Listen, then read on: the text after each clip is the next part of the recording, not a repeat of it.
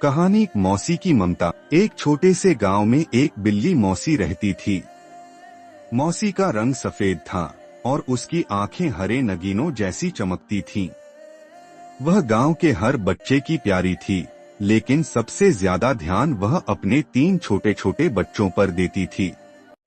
उनके नाम थे मिठू, पिंकी और चीकू। मौसी दिन भर अपने बच्चों के लिए खाना ढूंढती और रात को उन्हें अपने पास समेटकर सुलाती।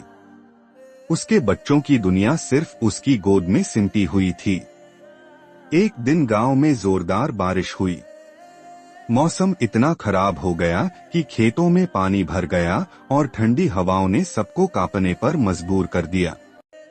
मौसी ने अपने बच्चों को एक पुराने टूटे फूटे घर में सुरक्षित रखा था, लेकिन अचानक एक बड़ा पेड़ गिरने से घर का रास्ता बंद हो गया। मौसी ने देखा कि खाना खत्म हो गया है और उसके बच्चों को भूख लगी है, लेकिन बाहर का मौसम खतरनाक था।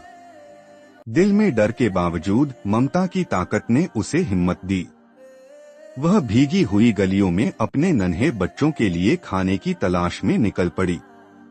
ठंडी हवाएं उसके शरीर को चीर रही थीं, लेकिन वह बस अपने बच्चों के बारे में सोचती रही। काफी देर तक खोजने के बाद उसे कुछ दूध और रोटी के टुकड़े मिले। जब वह लौटने लगी तो रास्ते में उसे एक बड़ा कुत्ता दिखा जो भूख से तड़प रहा था। कुत्ते ने मौसी को देखकर गुर्राना शुरू कर दिया। मौसी डर गई, लेकिन उसने हार नहीं मानी। उसने कुत्ते के सामने अपने शरीर को बड़ा कर लिया, जैसे वह बहुत बहादुर हो, और अपनी जान की परवाह किए बिना अपने बच्चों के लिए रास्ता बनाया। आखिरकार मौसी किसी तरह उस पुराने घर तक वापस पहुंच गई। उसके बच्चे भूख से रो रहे थे, लेकिन जैसे ही उन्होंने अपनी मां को देखा, उनकी आंखों में चमक आ गई।